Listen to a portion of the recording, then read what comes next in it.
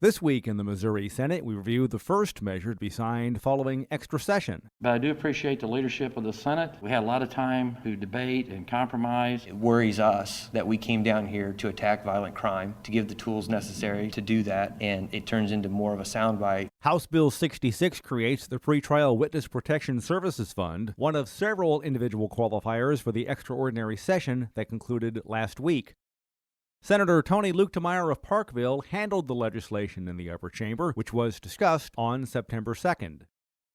Which was identified as one of the top priorities of the mayors and police chiefs in our four largest metros, St. Louis, Kansas City, Springfield, and Columbia. This was recommended as a part of the meetings that they had before last session with the governor to deal with the rising tide of violent crime in our cities.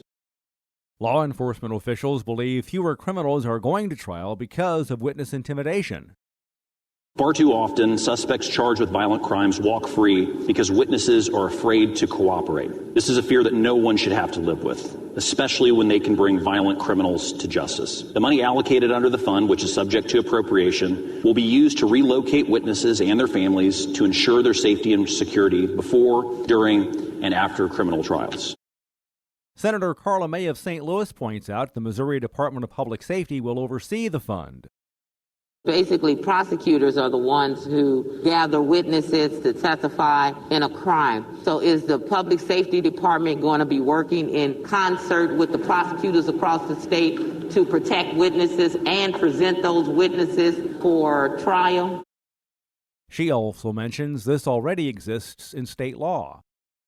We're adding a whole new chapter to statute. We didn't think about amending that statute. That's what I was thinking. It's like we're trying to do something that we already did that we did nothing with the first time. We didn't do anything with it the first time. So now we're adding this unfunded mandate again to statute. And I'm just, wondering, are we going to do anything with it this time?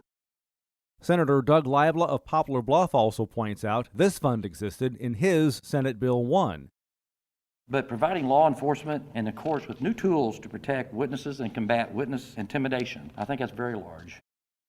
Missouri Senate Minority Floor Leader John Rizzo of Kansas City worries the extra session was called for the wrong reasons. One of my biggest worries was we would do a good thing like the witness protection and not fund it. With an emergency clause, House Bill 66 became law upon the governor's signature. And remember, you can follow these and other issues facing the Missouri Senate by visiting our website, senate.mo.gov. Reporting from the state capitol, I'm Dean Morgan.